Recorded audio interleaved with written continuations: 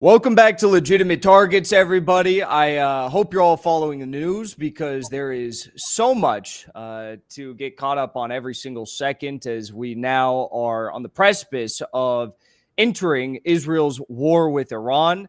And you don't want to miss any of it because every single second there's a little hint that is coming out from either Israel, from the United States, from Tucker, Tulsi, the resistance, something that is showing us that this is a terrible, terrible idea and will only backfire for innocent civilians, for the United States, for the global economy.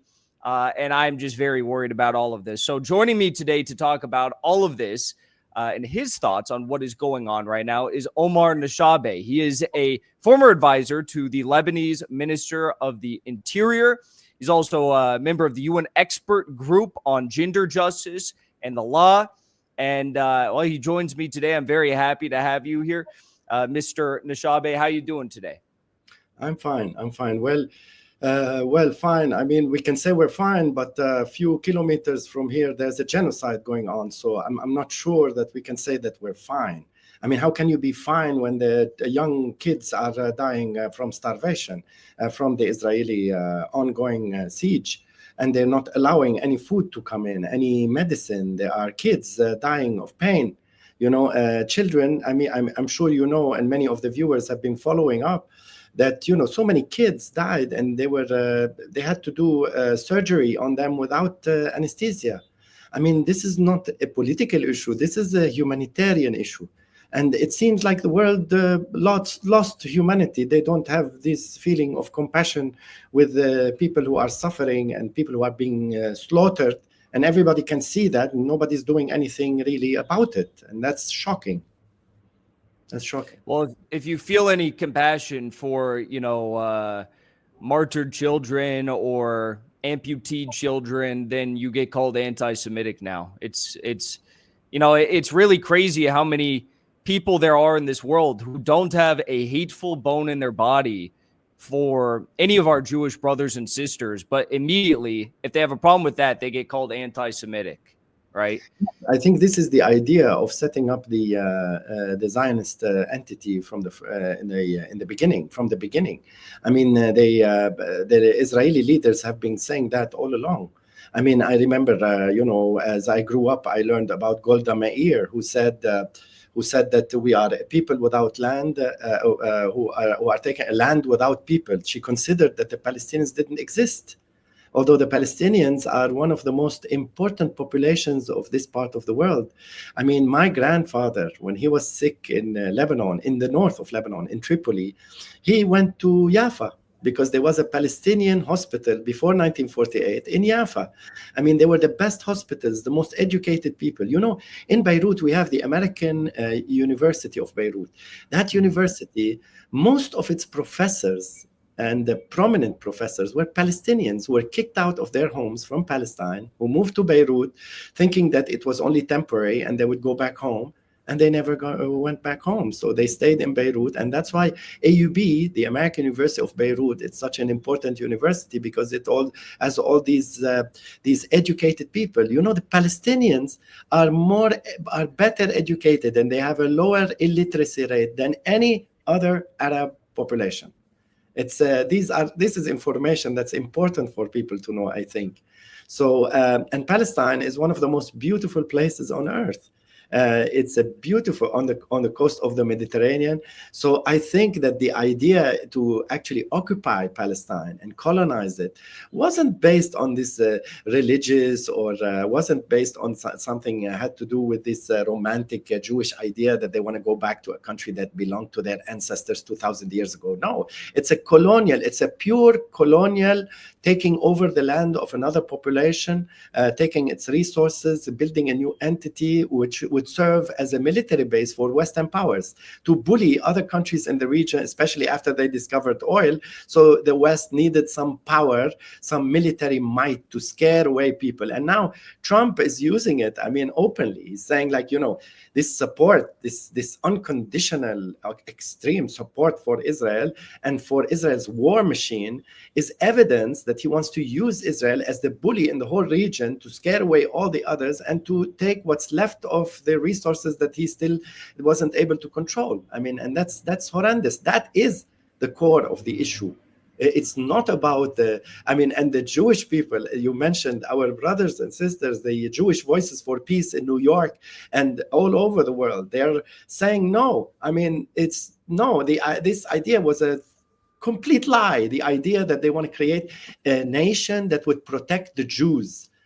Israel is the number one cause for danger against the Jews everywhere around the world.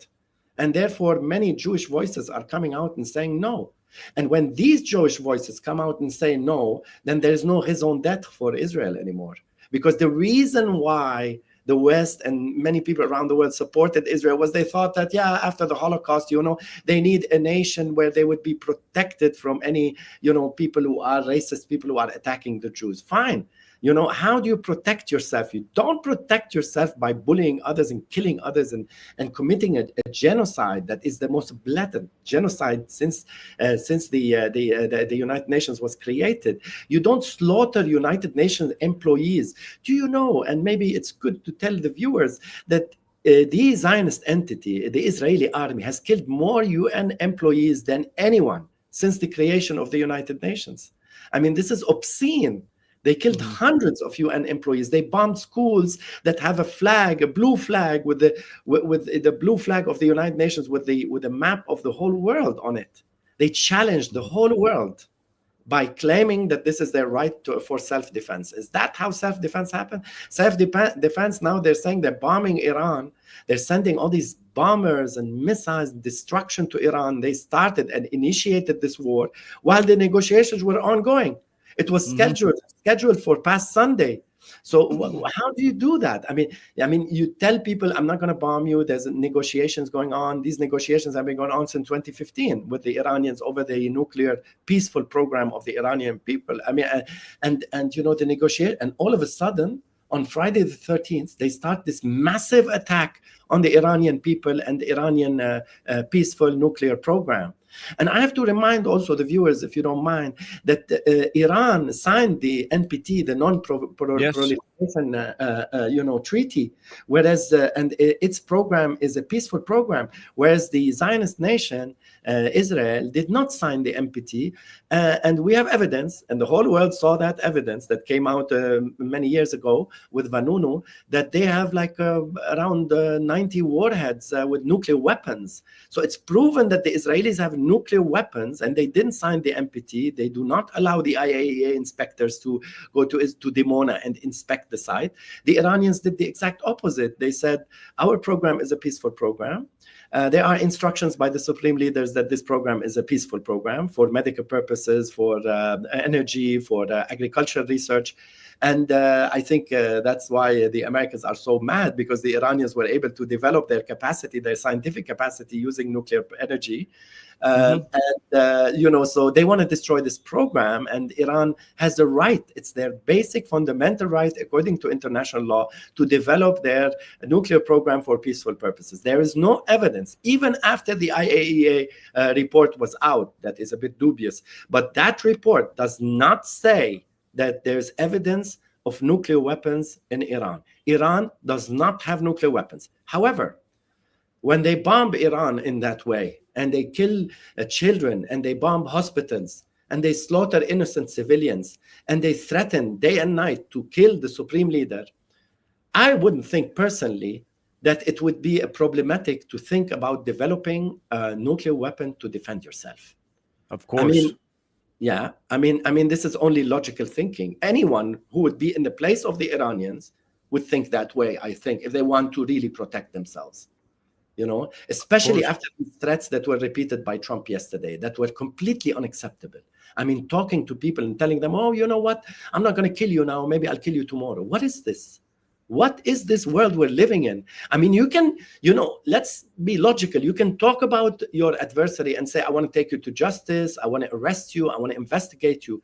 But telling people I want to kill you, I mean, this is a language of gangsters and criminals. This is not a language by a nation state that is responsible, especially since Mr. Netanyahu. And, Mr. Netanyahu is wanted for the International Criminal Court. He's wanted. Yes. And it's not the prosecutor who issued the arrest warrant. It's a panel of judges who issued and who are now, Trump made sanctions against the judges. And they forced the prosecutors to step down because they accused them of sexual harassment. I mean, that's typical Mossad and intelligence work against the tribunal. In fact, The Guardian had published a whole report of the Mossad, how they threatened Fatou Bensouda, who was the prosecutor before Karim Khan was appointed as prosecutor. And she said it, and The Guardian published details, and Guardian is a respectable source of information in the West. This is a British newspaper that published evidence, and it put its credibility on the line and published evidence that the chief of the Mossad had threatened directly the prosecutor in the International Criminal Court. But how come Ursula von der Leyen, the chief of the European Union, yesterday she calls Netanyahu, and she says it proudly that she called Netanyahu and reasserted Europe's position of the right of Israel to defend itself. She's calling a wanted fugitive from justice. How can you do that and get away with it? The European Union had taught us so many years and talked over the media and published so many numerous reports that the ICC is the source of justice in the world that would prevent genocide, prevent crimes of war, prevent crimes against humanity. And we should hold anyone who violates this international law accountable, especially international humanitarian law. And now, all of a sudden, when it comes to Israel, she's saying Israel has the right to defend itself. That's obscene. When you give only Putin and Assad are worthy, targets. And Omar al-Bashir also. Putin, Yes. Assad, Omar al-Bashir, and it was called the Africa Court, because out of the 12 cases that it's looking into, 9 were in Africa. So it's like a court created by the Northern Hemisphere rich nations of the West to prosecute, to use it to manipulate the people from the Southern Hemisphere by using the context of justice. Well, let's talk about justice. I mean, what the Europeans have done to Africa is no justice. It's exploitation of the resources. It's destruction of the culture. It's destruction of these people and depriving them from flourishing. I mean, look at Nigeria. Look at Liberia. Nigeria is one of the richest countries in oil in the whole world. It's living misery because of the exploitation of the West. So that also, takes us to the idea, if you allow me to say, that any weakness in this confrontation with the United States and Israel, any weakness of Iran is a weakness for the whole people in the Southern Hemisphere who are being exploited by the Western countries in the United States in the North. Any setback by the Iranians will be a setback for all free people all around the world. Yes, you can have remarks, you can have comments over the Iranian regime. You can say, this is not fair, what it's doing here and there. Yes, you can do that. However, in this confrontation, people have to make a choice. And Iran was aggressed by Netanyahu, is wanted by the ICC, by these Jewish entity, the Israeli entity, Zionist entity. And I don't want to call it Jewish because there are so many Jewish voices for peace and Jewish voices who are for justice and for Palestine and for respecting international dignity and international law. This entity that received 3 orders by the highest international court, the International Court of Justice, issued 3 orders that are legally binding orders to the Zionist entity to let the food in and the medicine in for starving children in Gaza, and they did not comply. On the contrary, they challenged the ICJ, they challenged the international community, they challenged the United Nations, they challenged everyone, and they keep doing what they're doing, this genocide that is ongoing for now 20 months in an area that is not larger than 360 square kilometers, 2 million people being slaughtered. Today, at this very second when we're talking, there are children who are dying of hunger in 2025. This is completely unacceptable. I fully agree with you that what you said, any weakness in Iran right now and their ability to defend their sovereignty and their ability to put this fire out is a weakness in for all the free people of the world. I 100% agree. How do you think that a potential U.S. intervention or declaration of war on Iran at this point, which is very possible, I think it's more than likely, how do you think this would impact Iran's ability to defend itself? And how do you think it would impact the United States, looking at Strait of Hormuz, Red Sea, military bases, Gulf assets, and all this and more? I think it would be insane. And I'm not exaggerating, because the Trump administration has so many challenges. It's facing challenges internally. He launched a war against immigrants, and he himself is an immigrant. I mean, this is like obscene. I mean, even the German chancellor, he got him a birth certificate of his father, who was born in Germany. I mean, he showed it to him on TV. I mean, this is ridiculous. The guy is an immigrant, and the United States is a country of immigrants. And that's the secret. That's the success of the United States. Now he wants to, wage a war against the large population in America that is the fastest growing population, the Hispanic population in America, and saying that these are immigrants, they don't deserve to be Americans, they are criminals, they are whatever. I mean, this is clearly a racist approach. I mean, and he has all this trouble in the United States. He has trouble with Europe because he wants to own Greenland. He has trouble with Latin America. He owns Panama. He has trouble with the Chinese, obviously, with the tariffs and all that. He has trouble. He couldn't do anything in Ukraine. And now he wants to start a new war, a new huge war with nuclear weapons. I mean, what are you doing? I mean, I think the world needs to wake up and say, what are you doing? I mean, we already have a lot of problems with the environment. We already have challenges within, inequalities all around the world. And on top of that, you want to start a war that could actually spread and turn into a total nuclear war? I mean, this is insane. I mean, he's meeting with the Pakistani head of the army, chief of staff of the army, I think either today or tomorrow. He wants to try to manipulate the issue and see. I don't think the Americans will enter the war before finding an agreement with the Pakistanis, because the Pakistani, discourse was that, no, we're not gonna accept this. And, I'm afraid that this could turn into a larger conflict, because it will reignite the tension between India and Pakistan. That Trump was so proud that he actually was able to create, a peaceful exit. Well, he tried to create a peaceful exit there, and that's a good thing. Let's say it the way it is. It's a good thing that there was no complete, full-fledged confrontation between India and Pakistan, because that will lead to so much destruction, and both nations have nuclear weapons. Now he's trying to actually create a new war. I mean, a new, larger war than what is going on. There is a lot of destruction already, and many people dying, innocent people being slaughtered. But he wants to, enlarge it, and I think this will create big dangers. And I'm worried. I'm worried about radiation. I'm worried about foolishness by some armies to bomb some locations that have nuclear reactors, and I'm worried because the radiation will create. Something that I don't want to even, raise the issue, but maybe we should. Maybe we should, because we are so close. And there's a large population density in Iran, in India, in Pakistan. These millions, hundreds of millions of people who are one of the largest concentration of people in the world, and the whole globe is located in India, Pakistan, Bangladesh, Iran, Afghanistan, this area. And therefore, if there will be a larger war, there's a danger that there will be serious, attacks on nuclear sites that would create radiation, and that would create, catastrophes for humanity. So I think it's a very delicate issue. I prefer that, everybody would take a few steps back and calm down, and, but apparently what we are hearing from the Israelis is that they want more bombing, more destruction. They started this bombing and they want more. And they are bombing hospitals in Iran.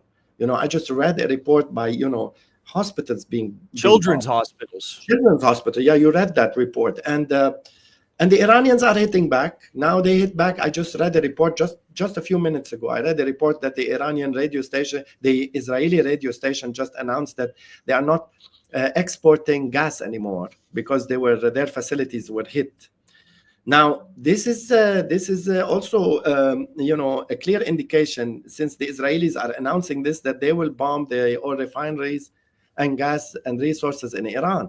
If they will do that, that would create a bigger problem for the whole world, because the oil prices are going to increase very fast. Although the oil price is going up, I think since Friday, the oil prices are going up, but slowly. If they will bomb the refineries, I think the oil prices will go up big time. And this will be a bigger problem for China, because China is the factory of the world. It is the number one customer of oil. And it will make more money for Russia, more money for Iran, more money for Saudi Arabia.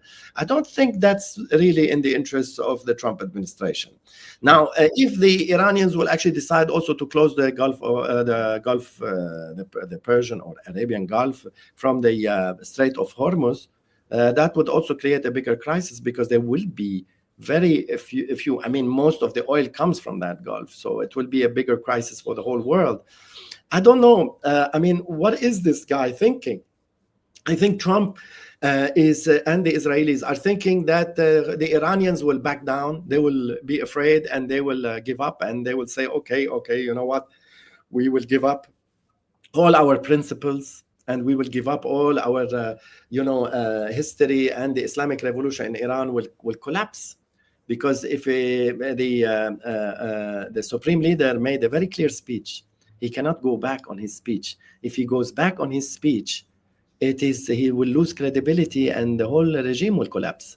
The whole Islamic Revolution will collapse. He cannot go back, and he is not used to that, because the Islamic Revolution in Iran is a Shia revolution. It comes from principles that come from their history. They were slaughtered. They were treated by the others, by the Umayyads, with brutality and injustice. And Hussein, who is the grandson of the Prophet, was slaughtered by the Umayyads. And the banner of the Shia is that we were mistreated and we were slaughtered.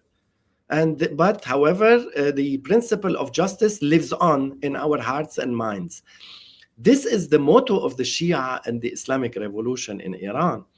Hence, even if they will be killed, and even if they will be martyred, that will fuel more, more feelings of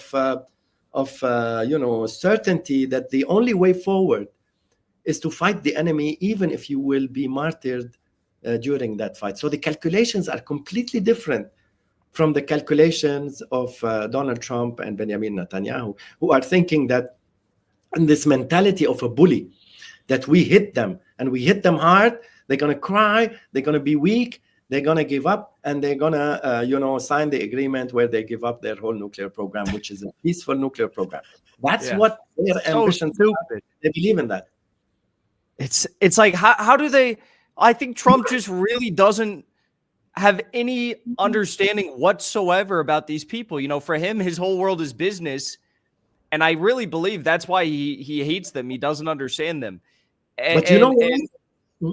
Excuse me. But you know why? Because when he visited this region, and he met with these Arab leaders in the Gulf and the Saudi leaders, he thought that they are homogeneous with the rest of the people in the region. So he thought they think the same way. I mean, look at these, he doesn't realize that this region is not homogeneous. It has a lot of diversity. It's like a kaleidoscopic region. It has many people. This is a passage. This is a link between Asia, Africa, and Europe. This is where many people came to this part of the world and mingled and exchanged, and there are various ideologies and ideas and directions. And when he arrived to Riyadh, and the Saudis came to him and paid him all this money, I don't know how many trillions of dollars, and the Emiratis paid him, and the Qataris want to please him, he thought, well, the Qataris, Emiratis, Bahrainis, they are all puppets, and they all pay me this huge amounts of money. So, these people only care about their financial well-being. They care about their financial interests, and they just want to build the tallest building, like in Abu Dhabi, the tallest building. They want to build the Legoland for kids in the desert. They want to build, a restaurant that moves, turns, I don't know what, and they want to buy a big Mercedes with golden wheels. And, he thinks that the whole region is about that. It's about people who want to have more wealth. There are people also who hold on to their dignity, and there are people who also think on the long run. And you know what? One more thing is that these Arab nations, they are not thinking well. They don't have this capacity to think that if Iran loses this war, they're going to pay the price. Of course. If the Shah of Iran will take over Iran, he will make an alliance with Israel. And why do they need the Arabs? Then they will take what's left of the resources of the Arabs, you know? Of course. Of course. The Shah was used to foment anti-Arabism and Arab nationalism. It's like, and this the son of the Shah, whatever grandson he is, you know, this guy probably would have been executed by his own father, given how much of a raging Zionist he is. He's celebrating these Iranian kids getting murdered right now. I do want to say one thing, though, about what you just mentioned about all these, you know, Arab leaders building these skyscrapers, thinking they're getting closer to God or something. But you, on the flip side, you had Trump, who said very nice things, saying how brave and courageous our brothers in Yemen are. And you know, they are even more hardcore to the cause of putting death before dishonor than maybe even Iran, you know, and Trump had a lot of nice things to say about them. Do you think there's a chance that in the same way that Trump was impressed by their bravery and their courage in the face of U.S. military might, and he said, you know, he literally called them brave warriors. Do you think maybe he might possibly feel some same attitude towards Iran, given how much of a beating they are dealing the Zionist entity right now?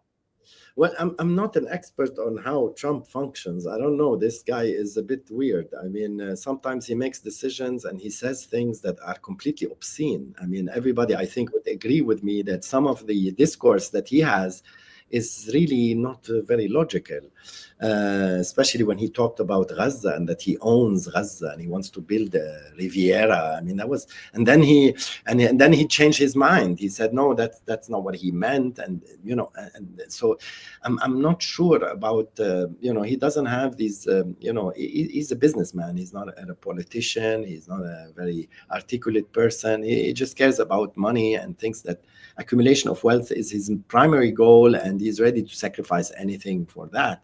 Now, the Yemenis, the Yemenis and the Ansarullah, the Houthis, what are called Houthis, they are Ansarullah.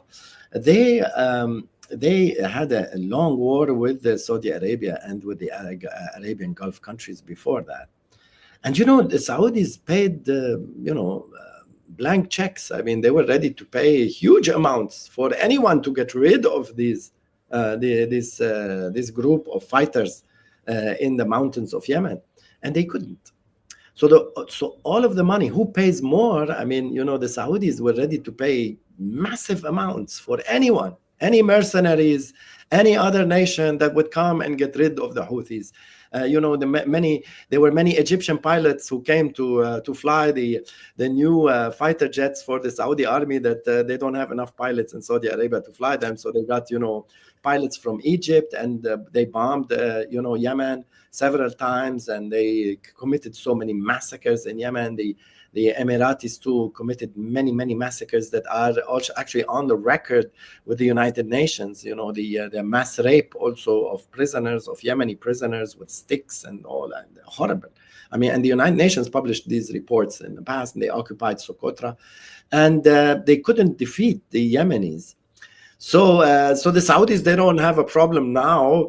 They didn't have a problem when the Americans created this coalition that collapsed. You remember the coalition? They created an international coalition to break the naval siege that the Yemenis imposed on the Israeli entity.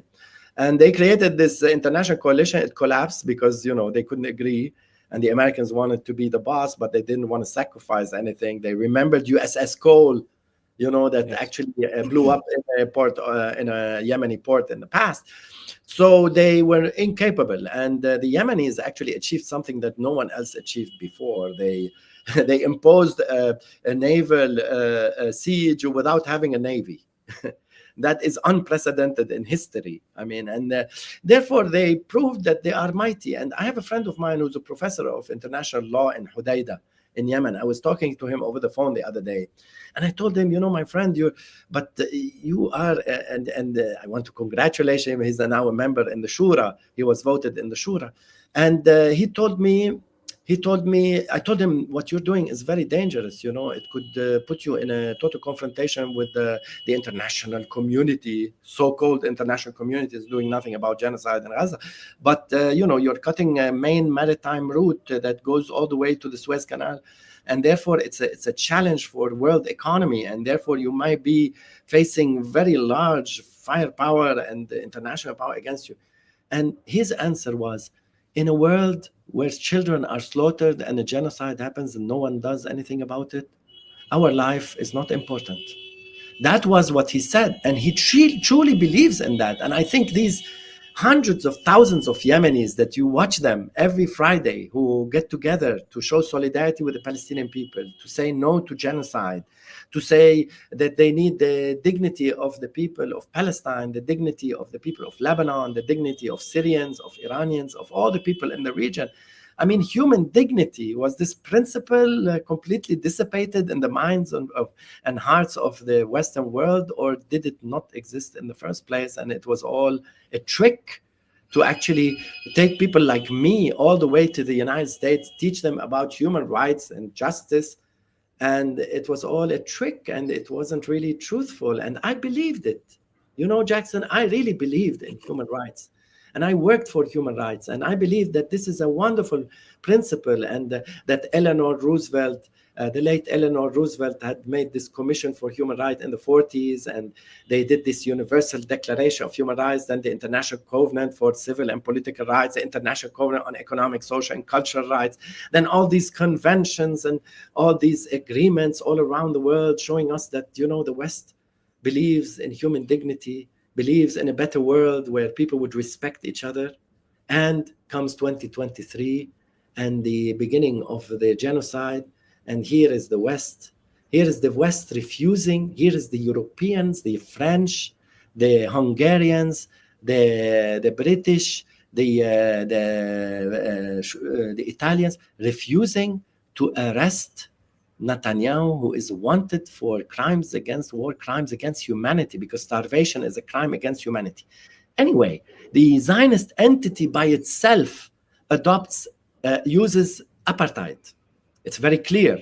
Like, for example, let me give the Chaim Weizmann Center for Research that was bombed by the Iranian army, recently, because it's a military target, because this center is a center for military research. No one who is non-Jewish, even if they have an Israeli passport, can work in that center. That is a confirmed exact information. That is just an example of the apartheid system there, that considers people, just because they are from a religious group, superior to other people. That's apartheid. And apartheid, according to the Rome Treaty and to international criminal law, is a crime against humanity, not a crime of war, not a crime against Palestinians, not a crime against Arabs. The idea of having a system of apartheid is a crime against all of humanity. And that is what the Zionist entity is all about. And that is why we keep saying from the river to the sea. Because from the river to the sea is a main principle, that from the river to the sea, there shouldn't be an apartheid regime. That's it. So that's the idea. Well, I don't know what to say. I'm honestly just...